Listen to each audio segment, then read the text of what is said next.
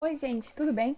Hoje a gente vai falar sobre ondas sonoras. Mas para falar sobre ondas sonoras, a gente vai antes falar um pouquinho sobre fazer algumas perguntas, tá? Então, vamos lá. O que é o som, né? Como é que a gente percebe o som? E quais características que o som possui para que a gente consiga, então, a partir dali, definir tudo isso? Então, vamos lá. Primeiro, então, o som resulta da propagação das ondas sonoras, que, por sua vez, são provocadas por um corpo em vibração. Todos os corpos emitem som e eles precisam necessariamente vibrar. E aí a gente chama eles de fontes sonoras. Então, para que um corpo emita som, eles precisam vibrar. Essa vibração causa uma onda sonora que a gente, por consequência, consegue escutar. O que a gente pode tirar dessa frase aí que a gente tem? Primeiro, essa onda sonora, ela tem origem mecânica, como vocês podem ver ali, né? Ela tem origem mecânica. Essa origem mecânica da onda sonora quer nos dizer o quê? Que ela precisa de um meio para se propagar. Esse meio que ela precisa para se propagar pode ser um meio, pode ser o ar, pode ser líquido, pode ser gasoso, né? Mas pode ser sólido também. Mas necessariamente eu preciso de um meio. Se eu não tiver um meio, ou seja, se eu estiver no vácuo, então eu não tenho onda sonora. Então toda aquela ilusão daqueles filmes do espaço onde tem várias explosões espaciais e que a gente escuta o barulho, aquilo não existe. No espaço não tem som, a gente não consegue escutar. Tá? Ela tem origem mecânica. Para que tenha origem mecânica, eu preciso de um meio de propagação. Então eu vibro alguma coisa, essa coisa vai vibrar o meu meio, que pode ser o ar, pode ser um líquido, pode ser um sólido, vai vibrar, vibrar, vibrar até chegar aos nossos ouvidos, tá bom? Bom, uma outra característica, então, a gente tem aqui, as ondas sonoras são mecânicas, que a gente já viu, e aí elas são longitudinais e tridimensionais. O longitudinal o que quer dizer? O longitudinal quer dizer que a direção de vibração é a mesma que a direção de propagação. O que isso quer dizer também, né? Quer dizer que a onda vibra para frente e para trás, essa é a vibração dela, e a propagação dela também é para frente e para trás, digamos assim. Então a direção de propagação é a mesma que a direção de vibração, tá? Compreendido? Pode ser para cima e para baixo e subindo. Por quê? Porque a nossa onda sonora ela é tridimensional. Ela vai ao redor de todos nós.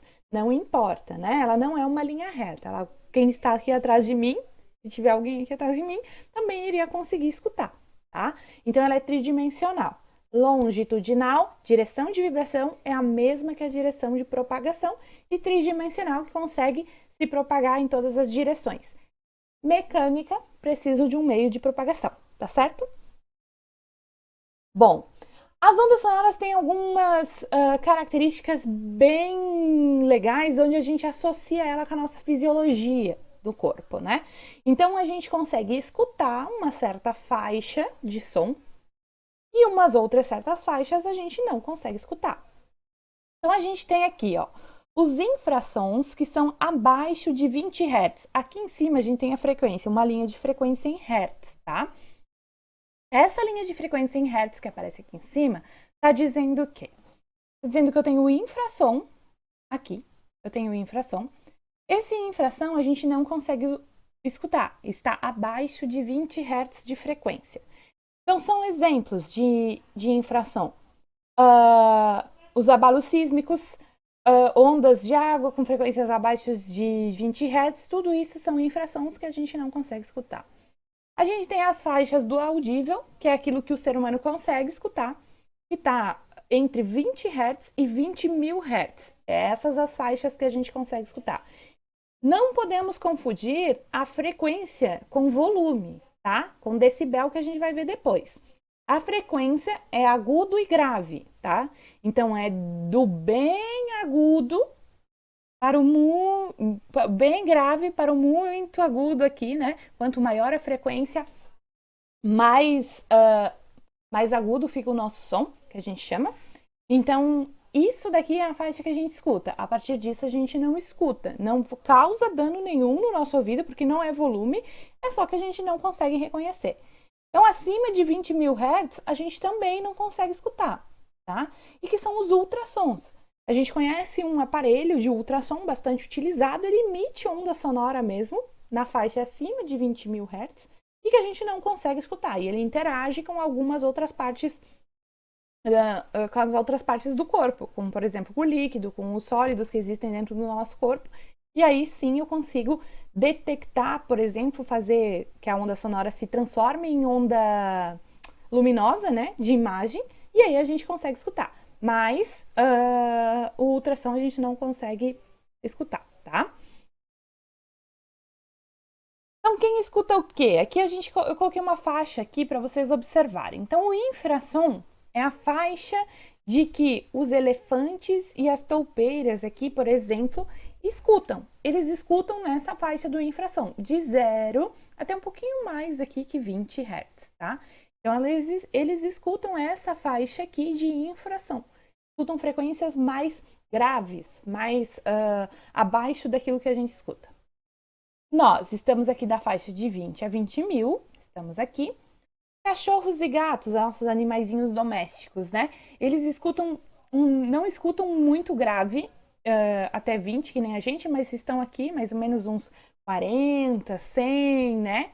Hertz, eles já começam a escutar, mas eles escutam bem mais os agudos do que a gente. Olhem aqui, eles vão até 40.000 Hertz. O que isso quer dizer? É que sabe aquela hora que um gato olha para o nada e escuta um barulhinho de um mosquito, por exemplo? É uma faixa bem aguda em que a gente não está escutando por nossa fisiologia, mas o cachorro e o gato conseguem escutar. É por isso que eles conseguem escutar, é da fisiologia deles. E outros caras que têm uma fisiologia bem aguçada aqui pro agudo é o morcego e o golfinho. O morcego e o golfinho até se comunicam nessas faixas, né? Eles até utilizam essas faixas bem agudas para se comunicar, que às vezes a gente nem escuta. Então, eles escutam até 160.000 Hz.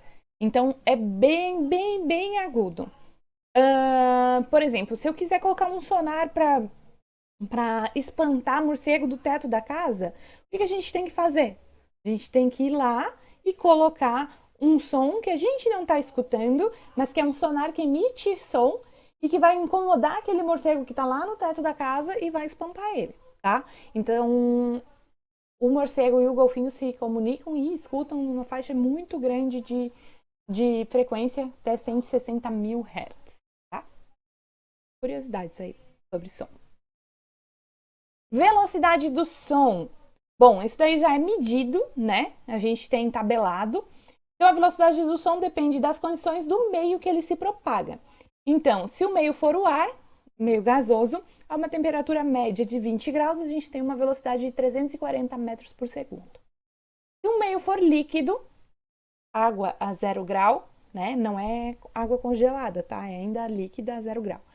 Chega a 1.500 metros por segundo. Então, o som se propaga mais rápido, tem uma velocidade maior dentro do líquido do que no ar.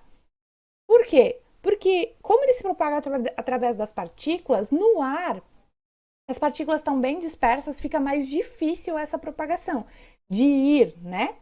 Agora, no líquido, eu tenho umas partículas mais juntas, elas estão mais coesas, então eu consigo ir mais rápido, né? Porque ele vai a partir da matéria. Então, por isso que a velocidade dele dentro do líquido é maior. E dentro do sólido, maior ainda. Observem ali no ferro, 4.480 metros por segundo. Então, no sólido, ele é mais rápido ainda. Imagine se eu tivesse uma furadeira aqui em cima aqui do meu prédio, eu ia escutar ela muito mais fácil do que se ela tivesse só aqui, sem vir por nenhum outro meio que não seja o ar. Então, vem mais rápido sim o som, a velocidade é maior no sólido, por causa exatamente dessa coesão entre as partículas e que vai vibrar mais rápido para chegar aos nossos ouvidos, tá bom? Fisiologia do som. Aqui a gente tem um ouvido, ficou bem pequenininho aqui para vocês observarem, mas o que a gente tem? O que é basicamente o que acontece dentro do nosso ouvido quando a gente está escutando alguma coisa? Então a gente tem essa parte aqui, que é a parte da orelha mesmo aqui, né? Que é para captar o som.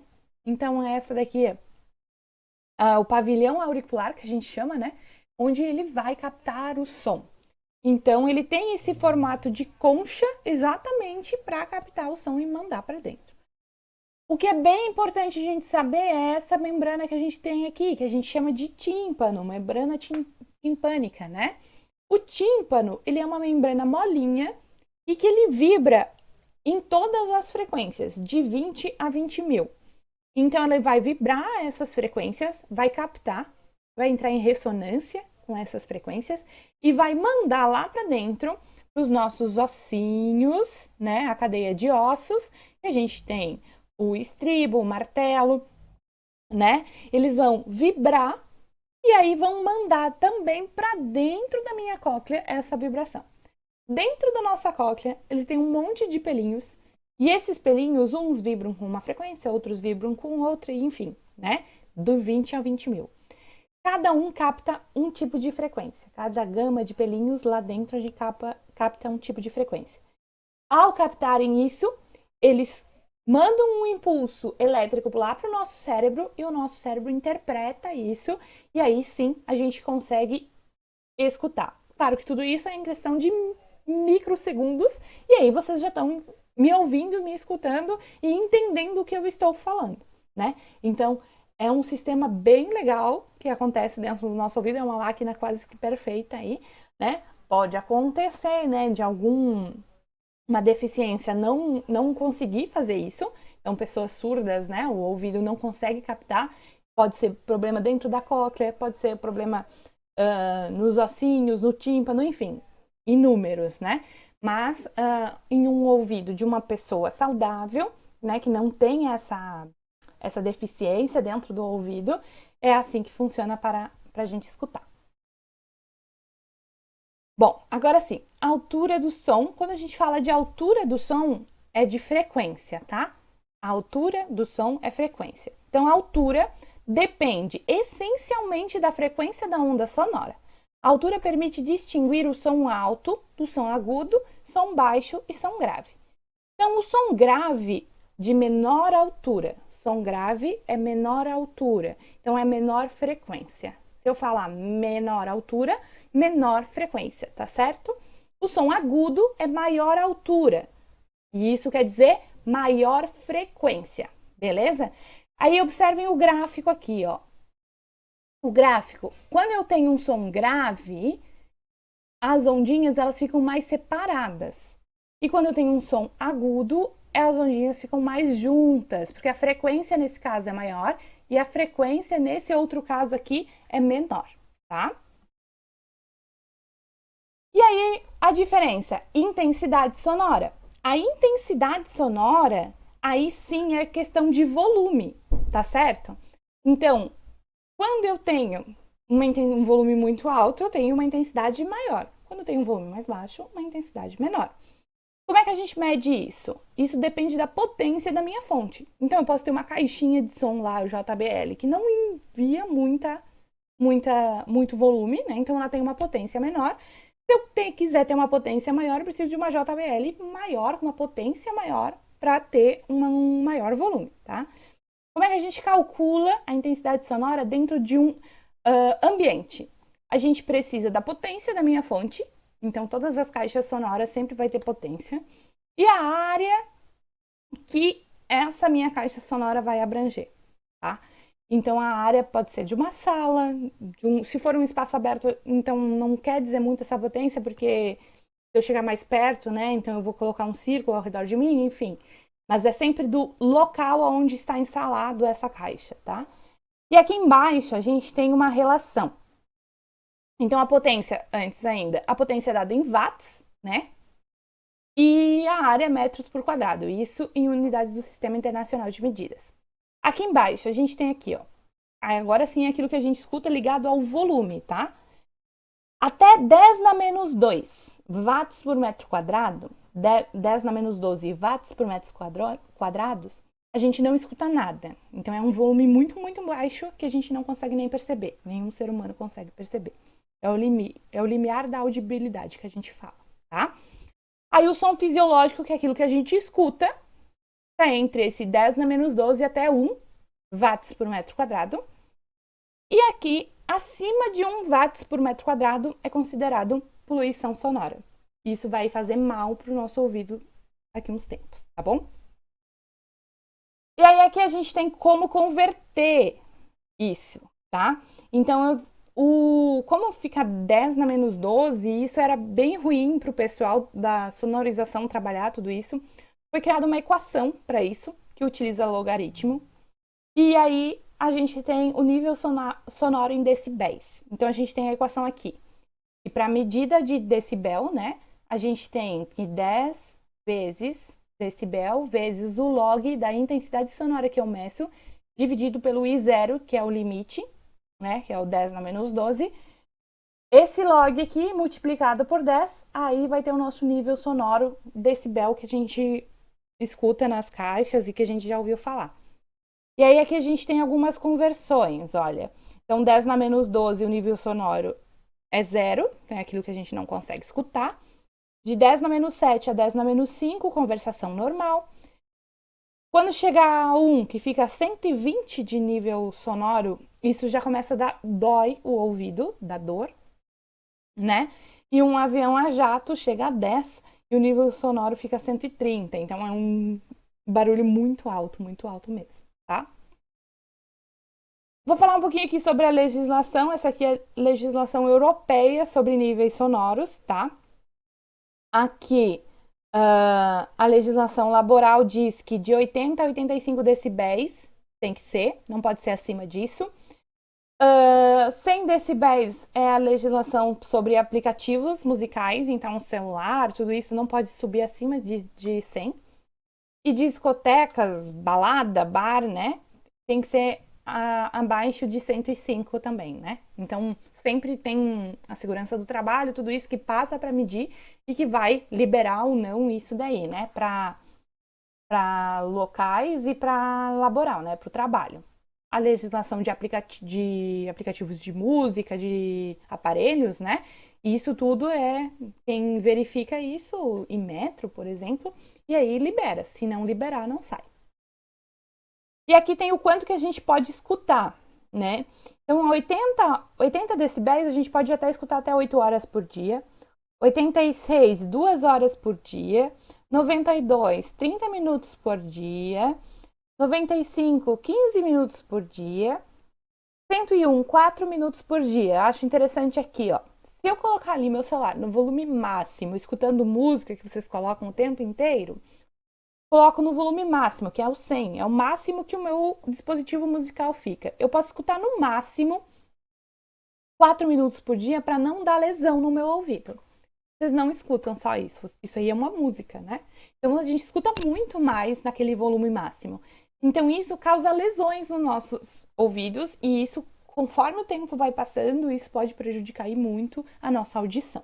E de 120, de 107, só 1 minuto por dia. Perigo aí de aparelhos piratas, né? Porque a gente não tem essa medida fidedigna.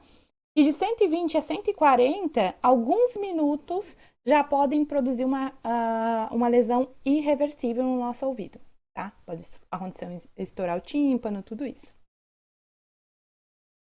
E aqui tem uma tabelinha legal sobre impactos desses ruídos na nossa saúde, tá? Então, é da OMS, tá? Da Organização Mundial da Saúde, que é essa tabelinha. Então, até 50 decibéis, a gente não tem... Ele é confortável, né? E não tem efeito negativo nenhum. E é um exemplo, assim, uma rua sem tráfego, tá? Acima de 50, o organismo humano começa a sofrer impactos do ruído. Então, de 55 a 65, a pessoa fica em estado de alerta. Então, a gente está escutando música, a gente fica em estado de alerta o tempo inteiro. A gente não consegue se concentrar muito bem, mas a gente está em estado de alerta, não dá sono, tudo isso, tá? De 65 a 70, o organismo reage para tentar adequar o ambiente, minando as defesas. E aí, observem aqui, eu vou ler para vocês, tá? Aumenta o nível de cortisona no sangue, diminui a resistência imunológica, induz a liberação de endorfina, tornando o organismo dependente. Às vezes vocês falam assim, mas eu tenho que escutar música. Isso já é o nosso organismo estando dependente dessa música, né? Dessa situação, porque o organismo já vai largando isso, tá? E que muitas pessoas, e é por isso que muitas pessoas não conseguem dormir em locais totalmente silenciosos, né? Preciso dormir com a TV ligada e tal. Isso já é o organismo viciado naquele ruído, tá? Aumenta a concentração de colesterol no sangue também. Isso também é uma causa, tá? Um bar, um restaurante lotado. Acima de 70, o organismo fica sujeito ao estresse degenerativo, além de abalar a saúde mental. Aumentam os riscos de infartos, infecções, entre outras doenças severas. Por exemplo, se eu viver numa praça de alimentação de um shopping, tudo isso, eu sempre fico nesse coisa de estresse o tempo inteiro. Isso tudo é sobre ruídos, tá, gente? Não é uma música ok que eu gosto e que vai me fazer relaxar. É tudo sobre ruído em que eu não consigo saber o que está acontecendo, né? Aqui a gente tem outra característica do som, que é o timbre. Então, a frequência ela pode ser igual para vários tipos de aparelhos musicais, digamos assim. O diapasão, a flauta, aqui um violoncelo, uma pessoa cantando e uma clarineta. Todos elas, vamos dizer que estão largando na frequência Lá. Aí, aqui, para o diapasão, ele vai ter esse desenho aqui, a minha onda. Para o outro vai ter esse desenho, para o outro vai ter esse desenho, esse desenho. Mas todos eles estão no Lá. Esse desenho diferente e o som que eu escuto, que vai ser diferente para cada um deles, é referente ao timbre. Então, o timbre, ele vai caracterizar um instrumento ou alguma coisa que está tocando, né? Mas não depende da frequência, depende do formato que é aquele aparelho, do formato que é aquele instrumento, tá? Então, o timbre, ele é uma caracteriza os sons mais complexos construídos por vários harmônicos que a gente vai ver depois, tá? Então, ele permite identificar os instrumentos produtores do som, tá? Por último, característica aqui do som, da reflexão do som, basicamente, né? Então, o som reflete, dependendo de parede, ele pode ser absorvido ou ele pode ser refletido. E aí a gente tem o eco, a reverberação e o reforço. O eco é quando o som bate na parede e volta para o nosso ouvido e a gente escuta dois sons, né? Tanto eu falando quanto depois o som voltando e dando eco, eco, eco, que a gente fala. Já a reverberação é quando tem um prolongamento daquilo que eu escuto. Então, eu estou escutando e aí eu fico no final, né? Estou escutando, né? Mais ou menos assim. Então, a reverberação dá um aumento, um prolongamento desse som escutado. E o reforço, aí é quando eu aumento a intensidade sonora. Então, não dá tempo nem do eco e nem da reverberação, mas eu escuto um som mais alto. Então, dentro de uma sala de aula, geralmente eu posso falar um pouquinho mais baixo, porque vai acontecer um reforço desse som dentro da sala, e aí a minha voz parece estar mais alta, né? Ligou o volume lá, aumentei o volume da Tairine. Então, é mais ou menos isso que acontece. Bom, gente, então isso daqui são as características gerais do som que eu queria trabalhar com vocês. Eu espero que vocês tenham gostado. E aí, logo, logo eu volto e a gente vai falar sobre efeito Doppler, tá bom? Um beijinho, tchau, tchau.